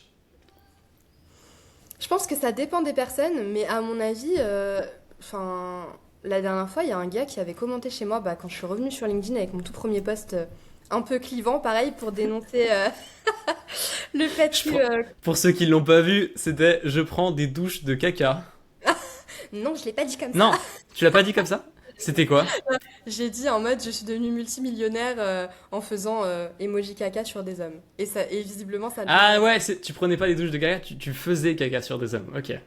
c'était mon accroche. Par contre, le commentaire que j'avais reçu sur Instagram, c'est quelqu'un qui me disait que je prenais des douches de caca. Ça, c'est vrai. Ok, oui. Attends, Je l'ai vu passer celui-là. Ouais, je l'ai vu passer. mais du coup, en fait, c'était. Bon, voilà, effectivement, j'ai eu une accroche choquante parce que. Et ça a fait interagir et il y a beaucoup de personnes qui ont commenté, etc. Parce que justement, c'est des réflexions que beaucoup de personnes se font sur les femmes. Et pour le coup, j'étais même pas en train de vivre à Dubaï, j'étais juste en vacances. Donc en fait, dans leur raccourci, femme en vacances égale femme qui fait des trucs bizarres à Dubaï. Bah non, en fait, je peux aller à Dubaï comme je peux aller au Maroc, comme je peux aller en Angleterre. Et c'est ok, en fait, ça va être avec le fruit de mon travail ou autre. Mais du coup, bah tu vois, t'as des personnes qui vont commenter en mode charmant, en mode ouais, Ouais, c'est mais n'importe quoi. Et tu vois, moi quand je te demandais, genre, est-ce que tu penses que ces gens, ils le pensent ou ils veulent juste faire du rich? Là, c'est les gens qui commentent. Les gens qui commentent, ils sont pas vraiment dans une optique de faire du rich. Mais les gens qui font un post vraiment clivant, moi souvent, quand je vois ça, je me dis que le mec a fait ça pour faire des vues. Je me dis pas, c'est ce qu'il pense vraiment. Et souvent, ces gens-là, quand tu parles avec eux en privé, parce que beaucoup de gens qui consomment juste du contenu ont juste la face publique, mais quand on crée aussi, on a aussi notre réseau de créateurs privés. Et faut savoir qu'on échange entre nous. Moi, j'échange avec mes concurrents. euh, on échange entre nous. Et souvent, ces posts-là clivants, genre par exemple les jeunes qui critiquent les vieux ou les vieux qui critiquent les jeunes, au final, ils pensent pas vraiment ça, juste ils le postent pour faire des vues parce que ça fait réagir. Et je sais pas si t'as un avis différent, mais moi souvent j'ai en l'impression que c'est fait, ça. je rebondissais là-dessus par rapport aux commentaires, parce que justement, parmi les commentaires sur le post dont je parlais, il y a une personne un peu plus âgée qui est venue en mode ouais, la génération là, nanani, nanana. Ah par En contre, fait, il y a vraiment des gens qui le pensent. Mais oui, moi voilà. je parle des gens qui le postent. Mais oui, oui, Bah il y a là, des gens, en ils le l'occurrence, pensent. le gars en commentaire, je pense qu'il le pensait et qu'en même temps, il voulait faire du reach avec son commentaire, parce qu'à un moment, il m'a dit oui, mes abonnés vont voir ce que j'ai commenté et ça va leur Ouais, faire plaisir. mais ça c'est pareil, les gens qui veulent faire du reach sur les commentaires, c'est les mêmes qui font des routines et qui sont dans des pods. C'est des gens, non mais c'est des gens, ils sont nuls pour faire du contenu. Mais quand tu vois dans ton feed un post comme ça qui a 500 likes, ou genre, là on parle de like LinkedIn, parce qu'il y a peut-être des gens qui nous écoutent qui postent pas sur LinkedIn, parce que 500 likes c'est pas Mm, beaucoup. oui, oui. Mais faut savoir, sur LinkedIn c'est un peu déréglé, les vues, les likes, 100 000 vues sur LinkedIn c'est vraiment top 1%, c'est vraiment beaucoup beaucoup. Et 500 likes c'est vraiment beaucoup beaucoup aussi sur LinkedIn. Et les gens qui font des contenus qui percent sur LinkedIn, c'est des gens qui sont bons à faire du contenu. Ce Roger là qui est dans tes commentaires, je pense pas qu'il soit bon à faire du contenu par le simple fait qu'ils disent ma communauté, machin, machin. Oui, je pense pas non Mm. plus. Mais d'ailleurs, il avait fait son commentaire avec ChatGPT, je lui ai fait remarquer. Et il a transformé cet tiré quadratin en emoji moins. Et il m'a dit, ouais, vous êtes vraiment débiles, vous confondez des tirés quadratins avec des emojis, preuve que ce que je dis est vrai. Et du coup, je lui ai dit, bah, c'est bête parce que je viens de screen et j'ai screen votre commentaire juste avant, tu vois. Du coup, à la fin, il a supprimé. Mais du coup, ouais, je pense qu'il y en a vraiment Mais qui sont, avec ton screen, faisant un post. Moi j'aurais fait un post direct. Hein. Faut bon, après, réagir à ces haters. Hein. j'ai Direct. j'ai réagi, tu vois, et il y en a que je vais afficher, mais au moment-là, je me suis dit, bon, il s'est déjà assez enfoncé, il a supprimé le commentaire. Non mais genre tu peux flouter son nom. Oui. Tu vois, et après tu mets en PS à la fin, PS, je le floute quand même, je suis gentil. Non mais c'est vrai. Non mais c'est premier degré. Est-ce que C'est t'es pas des. vraiment gentil? T'as besoin de dire que t'es gentil? Je ne pense pas. Non mais c'est pas des hacks secrets de créateurs de contenu de faire ça. C'est juste, t'as besoin, si tu veux développer ta personal brand, t'as besoin que les gens aient un sentiment d'appartenance à un groupe quand ils se sentent avec toi. Et pour ça, t'as besoin de partager ce que tu vis, t'as besoin de partager des choses personnelles. Et quand tu partages des haters, par exemple, les gens qui sont pas d'accord, bon tant pis, ils vont pas t'aimer. Mais les gens qui sont d'accord, ça va renforcer encore plus ce truc Ah de oui, je dois la mais défendre, tu vois, c'est ma pote, tu vois. je le Et vois sur le post d'hier avec le poisson, là. C'est clair. ouais, exactement. Mais du coup, ça renforce ta communauté. Et c'est aussi pour ça que c'est hyper important de réagir à ces haters. Totalement. Il faut réagir et vraiment, encore une fois, je prends l'exemple de la marque de burger vegan pour laquelle je travaillais fut un temps. Plus on réagissait aux haters, plus les commandes augmentaient. Et on a même fait C'est exprès trop de se fort. créer des haters à Lyon. Genre en mode, tu vois, on faisait exprès d'ouvrir dans toutes les villes.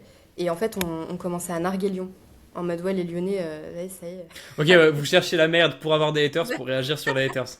Ok. Mais à la fin, quand on a ouvert à Lyon, il y avait une file de malades mentales et ça a été l'ouverture qui a le plus explosé Mais de c'est toutes là les où les gens ont un peu peur aussi de leur image, de dire mais qu'est-ce qu'on va penser de moi et tout.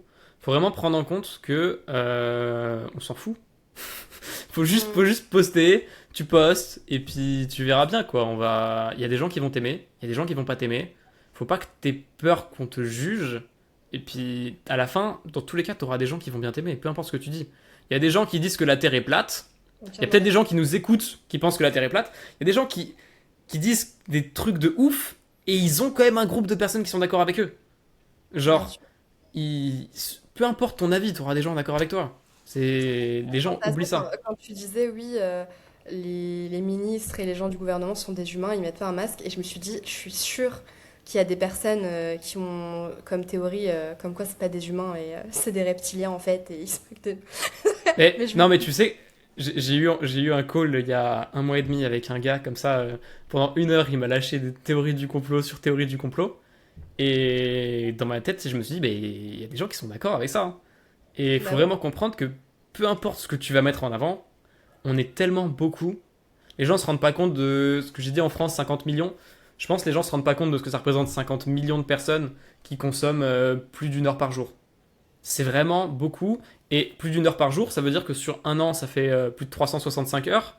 Il y a des gens mm, qui consomment jusqu'à 10 heures par jour. Enfin, bien les sûr. gens se rendent vraiment pas compte, genre, du nombre de personnes et de l'échelle. Genre, tu trouveras des gens qui seront d'accord avec toi, peu importe ce que tu dis.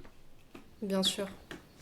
Bah, c'est pour ça qu'il y a des personnes qui arrivent avec des mouvements en mode masculiniste et tout, et qui disent des Yes. grosses inepties, et qui ont des adeptes, hein. Donc oui, on trouvera toujours des personnes qui sont d'accord avec nous. Et l'intérêt, c'est aussi de les attirer à soi pour justement travailler avec des personnes avec qui tu es aligné.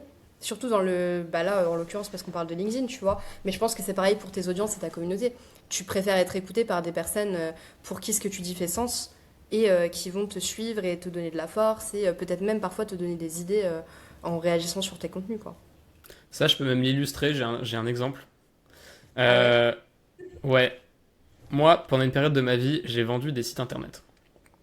Ok. Et Le à mec, il un a tout fait. moment, Couteau suisse. ouais, j'ai fait plein de trucs.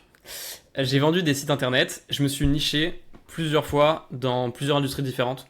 Donc, je connais quelques industries. Par exemple, à un moment, je vais dire on parce que j'étais avec un associé sur ce business-là. Mais à un moment, on s'est spécialisé dans toutes les boîtes de restauration.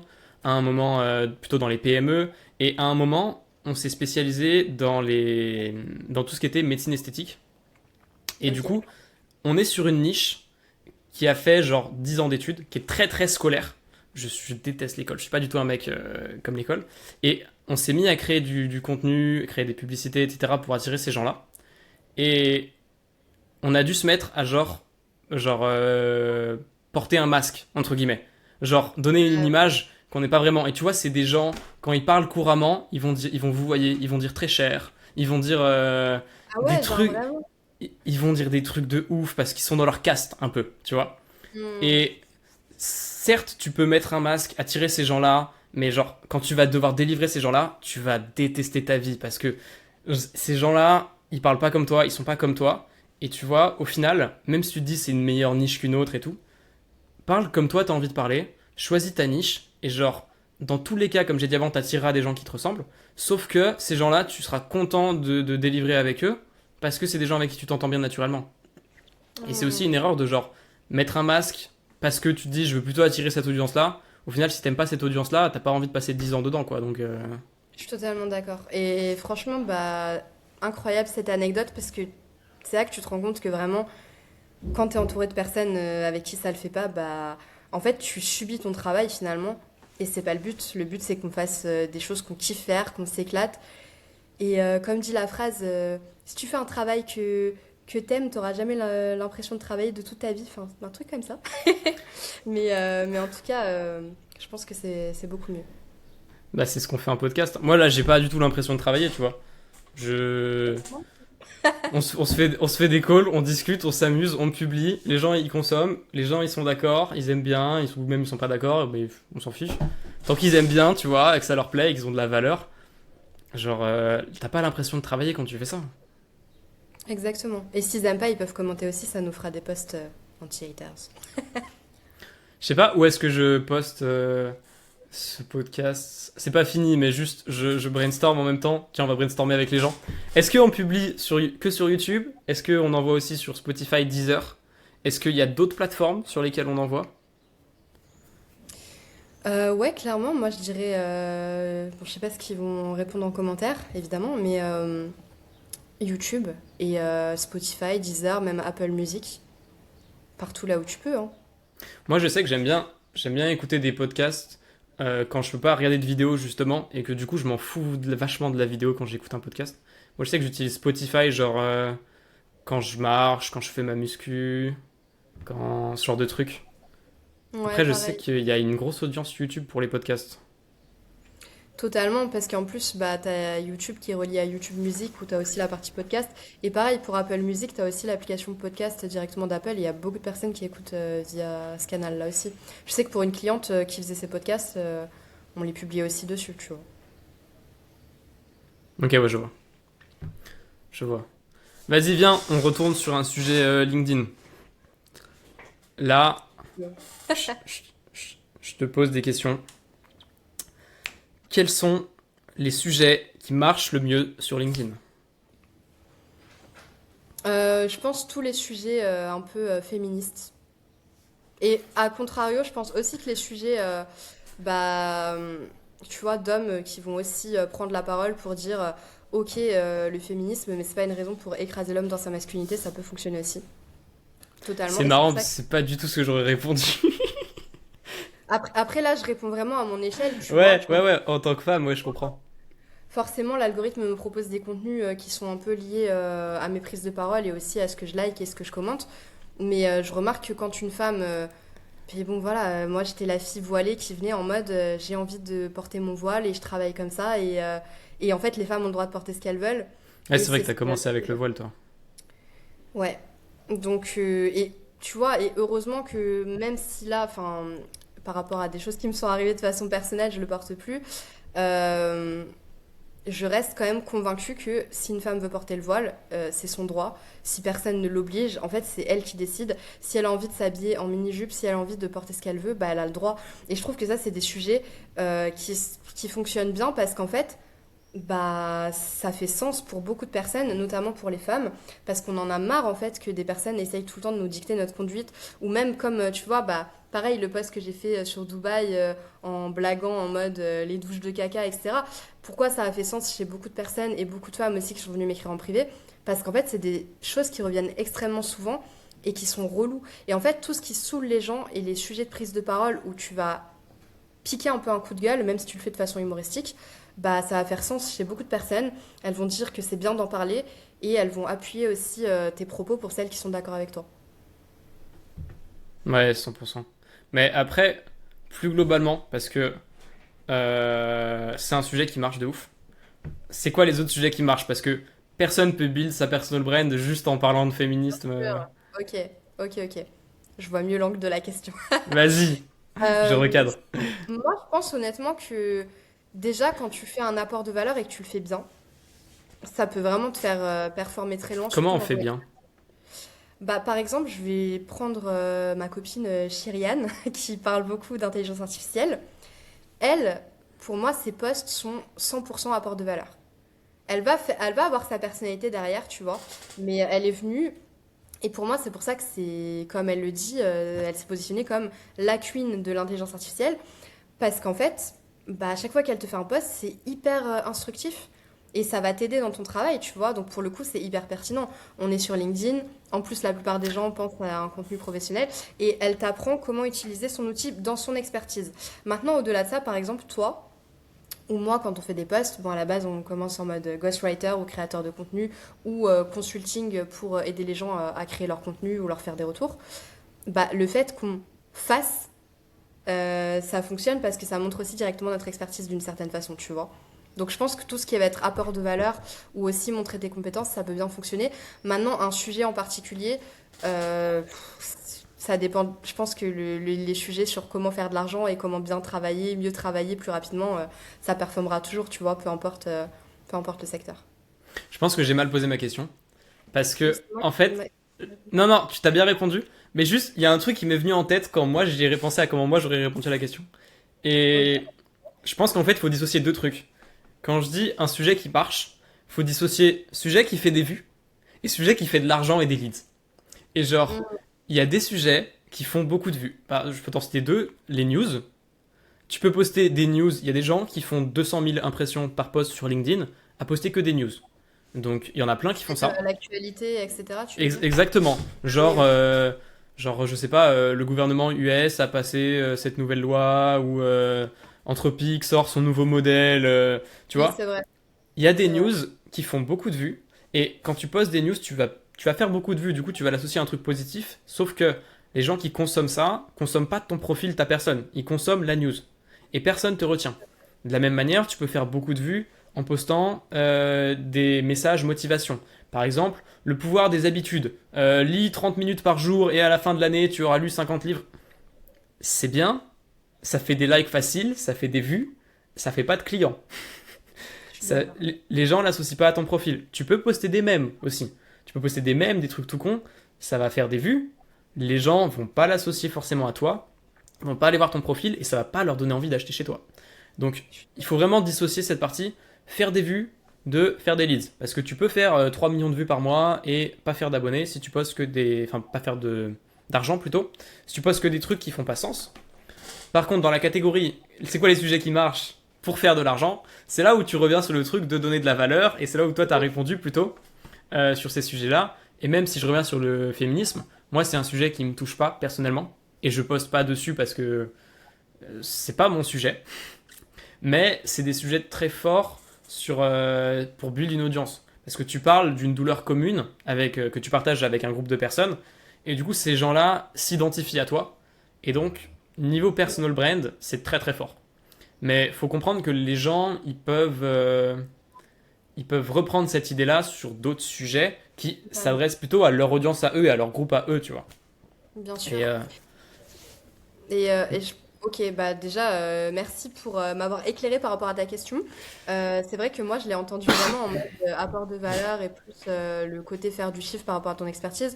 Mais c'est vrai qu'effectivement, tu vois, il m'arrive de voir passer des posts d'actualité et notamment tout ce qui s'est passé avec Cédric, etc. Et donc, en fonction de comment c'est abordé, bah, ça peut faire rire et voilà. Mais c'est vrai que tu vois, je trouve que la façon dont toi tu l'as abordé, on va plus te retenir que des personnes qui ont juste balancé l'info de l'actualité. Et vas-y, la preuve, ça m'est même pas venu à l'esprit dans les contenus qui fonctionnent, tu vois, parce que c'est pas quelque chose que je retiens vraiment émotionnellement ou autre. Alors, je pose le contexte pour les gens qui n'ont pas le contexte. Pour les gens qui voient la vidéo dans 10 ans, même dans un mois, même les gens qui voient maintenant mais qui n'ont pas le contexte. Euh, Il y a eu une banque, Crédit Agricole, qui a envoyé une notification par erreur à tous les utilisateurs. Et la notification, c'était Test Cédric. Et pendant 3 jours, tout le monde parlait de Cédric. Ça a inondé tous les réseaux, surtout LinkedIn, qui vraiment s'est fait inonder par ça. Et tout le monde surfait sur la vague du test Cédric. Et moi, j'ai aussi rebondi sur cette news. J'en ai fait un post. Et ce que toi, t'as bien aimé dans le post que j'ai fait, c'est que moi, je reprenais la news pour faire du reach. Et je le reprenais avec un angle que personne n'avait trop abordé, exactement. moi, correspond à mon personal branding. Et même si j'ai pas fait 100 000 vues, mais je crois que j'ai fait 25 000 ou 30 000 vues dessus. Donc j'aurais pu faire Bah, du plus. coup, c'est déjà très bien quand même, hein. Mais ça fait quand même 30 000 personnes qui ont vu mon message, qui ont capté ma manière d'aborder la chose. Et moi, je le prenais vraiment en mode un peu genre masterclass marketing. Et, euh, et les gens ont kiffé et ça a apporté ma touche perso. Et comme ça a apporté ma touche perso, tu vois, toi par exemple, t'as retenu que c'était moi qui avais fait le post. Exactement. Là où si tu Et rebondis juste sur la news en mode haha, ils ont envoyé test Cédric à 10 millions de personnes, t'apportes rien, les gens te retiennent pas, tu fais des vues mais ça sert à rien. je suis entièrement d'accord et c'est pour ça que, enfin, en fait, ça m'a fait penser à ça quand tu m'as parlé d'actualité parce qu'en soi, oui, c'est vrai que ça fait pas mal de vues et de likes. Je vois de plus en plus de personnes qui font ça, mais je suis entièrement alignée avec le fait que bah, on va pas te retenir, sauf quand tu le fais avec ton angle à toi, tu vois, où tu vas mettre ta patte dans l'actualité, dans le côté créa de contenu, newsjacking et tout. Mais sinon, on te retient pas, tu vois, c'est juste une info d'actualité. Et justement, en fait, je pense que l'actualité un peu choquante et clivante va occulter ta personnalité à toi, tu vois. parce qu'on va plus retenir le fait d'actualité que toi si tu l'abordes pas sous un bon angle et avec ta personnalité. Donc 100%. c'est vrai que j'y avais pas pensé pour le coup.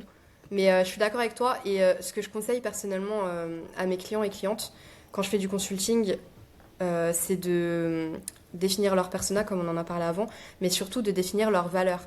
Parce qu'en fait, j'ai remarqué qu'il y a beaucoup de gens qui se disent ouais, je me connais et je sais quelles sont mes valeurs et tout. Mais en fait, est-ce que tu t'es déjà posé avec toi-même pour te dire bon, bah, finalement, quelle valeur résonne chez moi? Est-ce que c'est plutôt la justice? Est-ce que j'ai une soif de justice? Est-ce que j'ai envie de parler d'actualité politique et de choses qui me dérangent? Est-ce que j'ai envie de parler de ci, de ça? Est-ce que je suis plutôt dans le côté loyauté, fidélité, famille, tu vois? Et en fait, grâce à ces valeurs-là, tu vas pouvoir vraiment savoir quel angle de communication tu vas pouvoir aborder.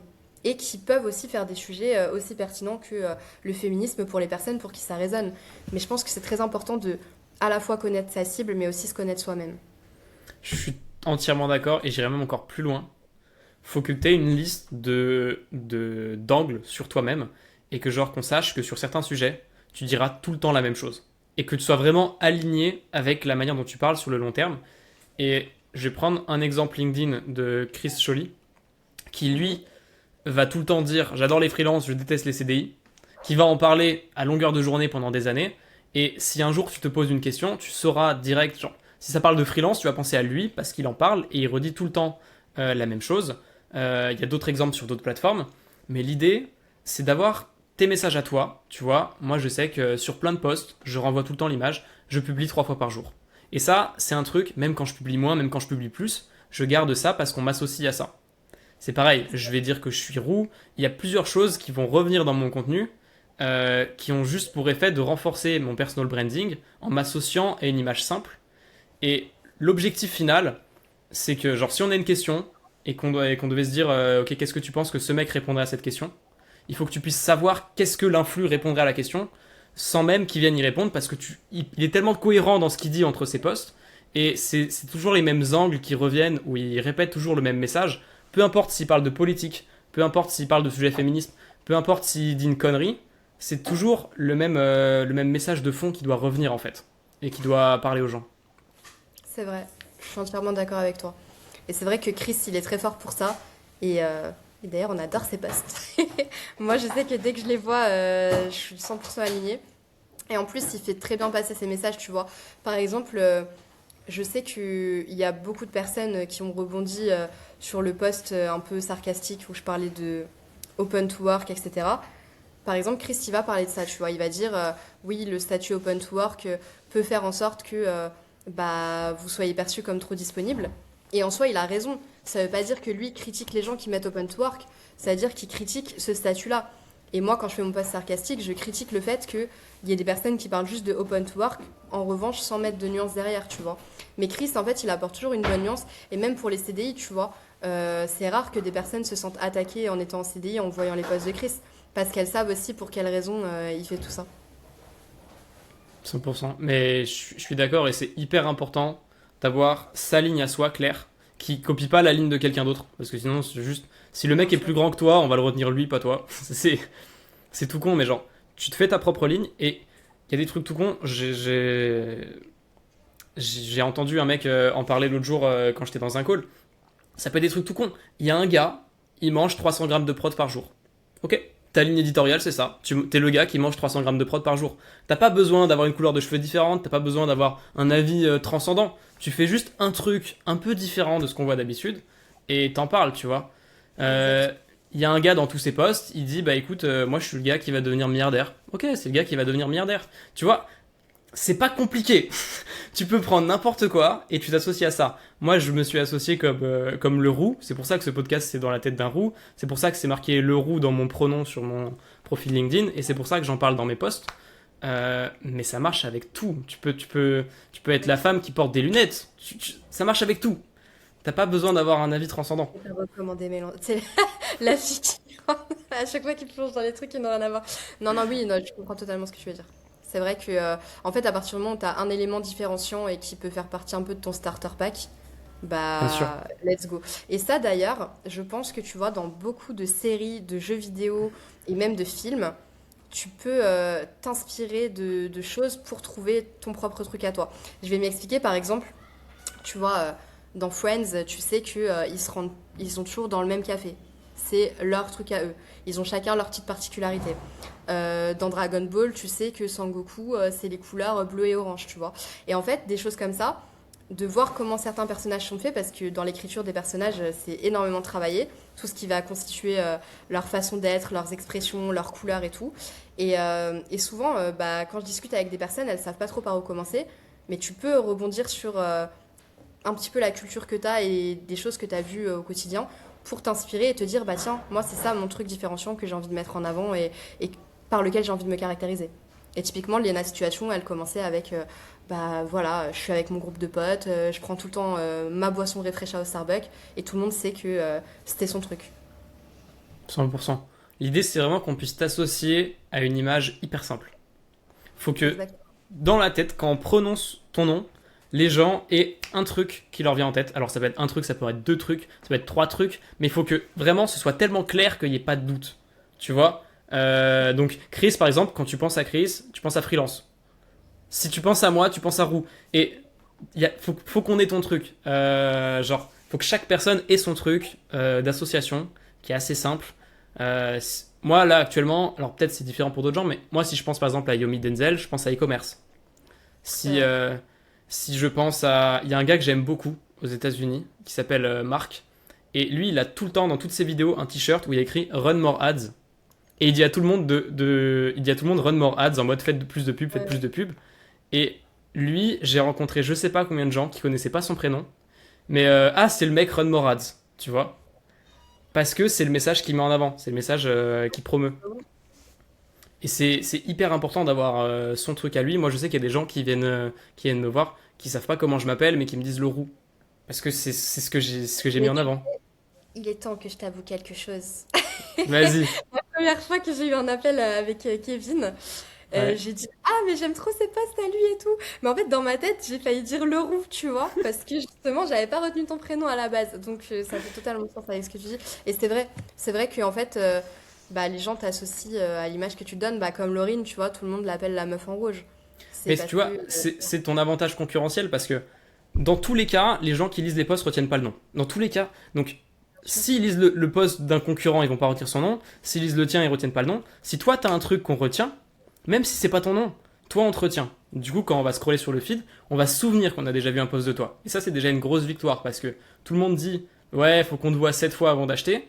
Oui, mais si les 3 premières fois qu'on t'a vu, on s'est pas souvenu que c'était toi, ce sera 10 fois.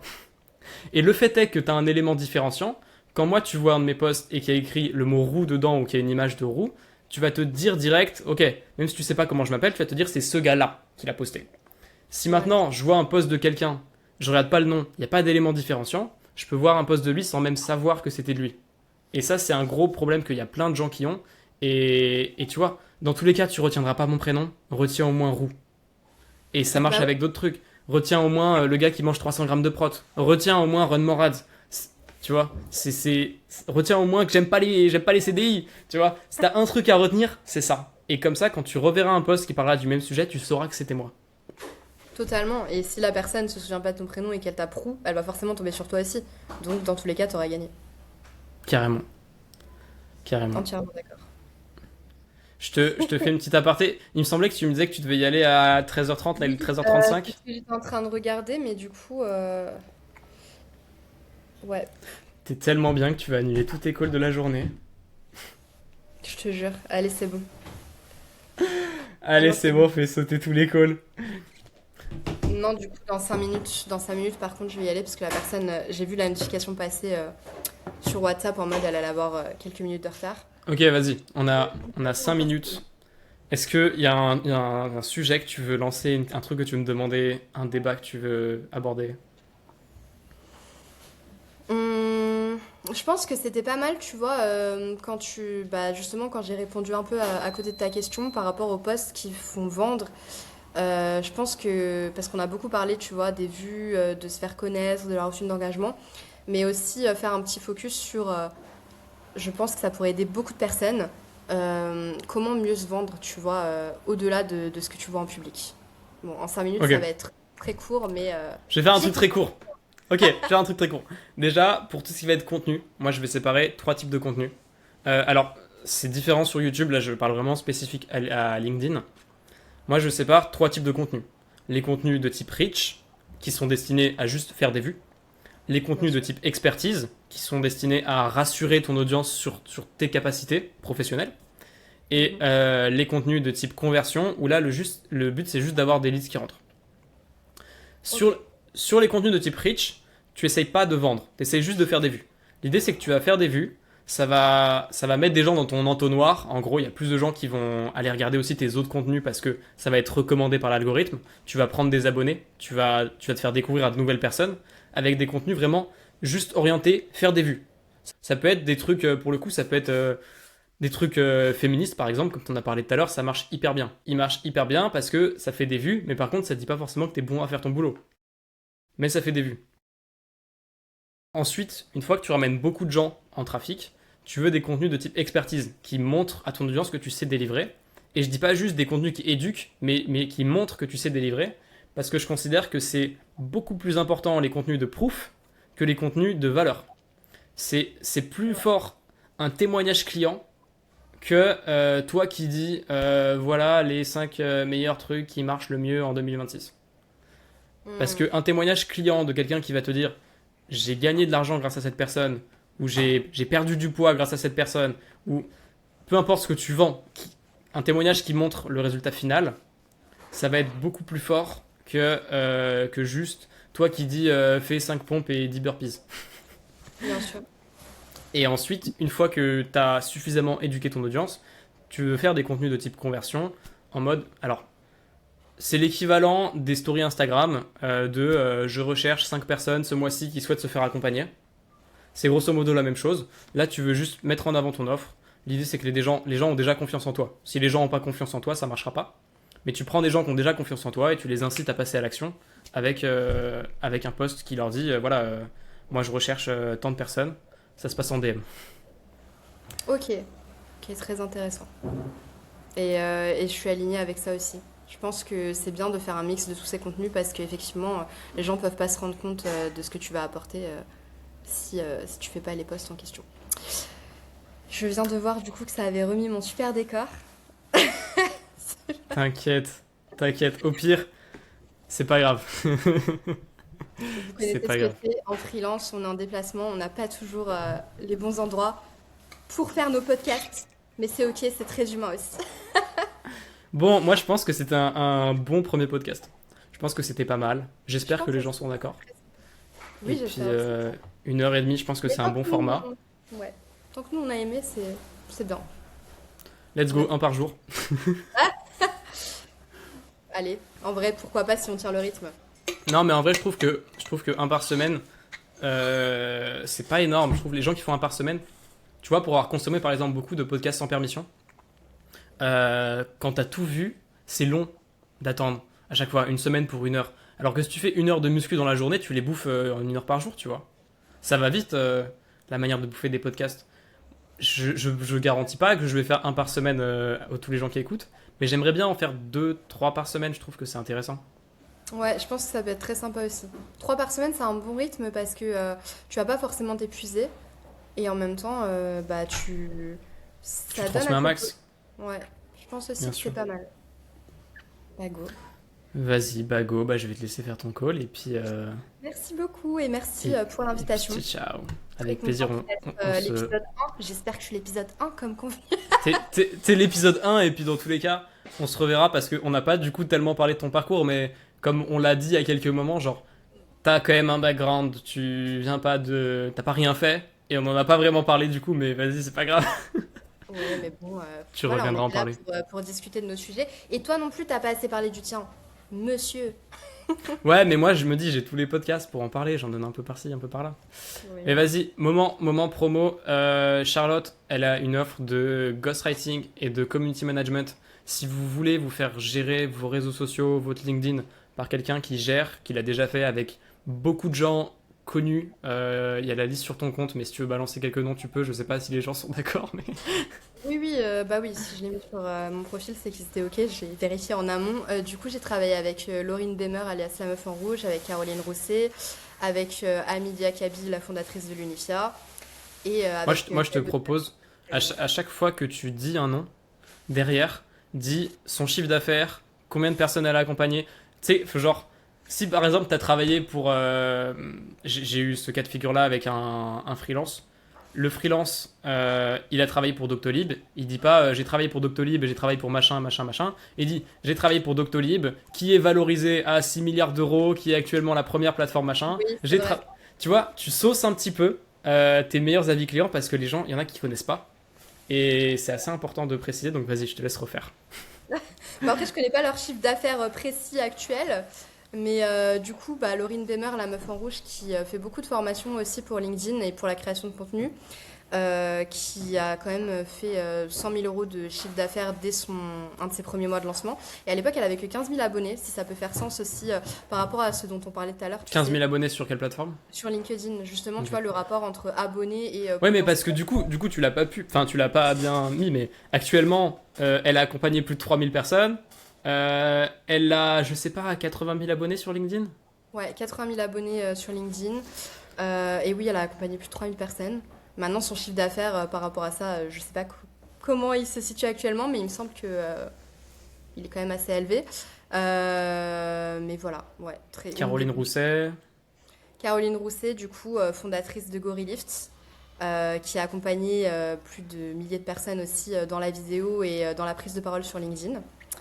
Et pareil, je n'ai pas accès à son chiffre d'affaires, désolée. Mais du coup, Non, mais même si tu dis pas le chiffre. En fait, quand tu cites tes clients, tu veux derrière dire qu'est-ce qu'ils ont fait, tu vois, qu'est-ce qui est intéressant à propos d'eux, parce que moi, ça m'est déjà arrivé, tu vois, d'écouter des podcasts ou des vidéos et les gens ils disent je travaille avec lui, lui, lui. C'est cool pour les gens qui les connaissent, mais il y a beaucoup de gens qui ne les connaissent pas. c'est vrai. Et quand tu connais pas, tu sais pas ce qu'il a fait. Il faut quand même, tu vois, moi avant d'arriver sur LinkedIn, je les connaissais pas, ces femmes. Mais il faut pas négliger ce qu'elles ont fait, tu vois. C'est vrai, bien sûr, totalement. C'est vrai que là, vu que j'ai un call juste après, j'ai fait un petit peu rapidement, Vas-y, mais vas-y. Mais du coup, je te rallonge en plus. On va te laisser aller à ton call. désolée, mais oui, effectivement, t'as raison. Et je pense que la prochaine fois, je ferai mieux la présentation. Je prendrai un petit peu plus de temps pour ça parce que là, c'est un peu ric-rac. Je suis désolée. Vas-y, je vais te laisser. Bah écoute, toi tu regardes et tu veux déléguer ton LinkedIn, Charlotte, c'est la meuf qu'il faut DM. Donc voilà. Voilà, je vous accueille avec grand plaisir et let's go tout casser sur LinkedIn.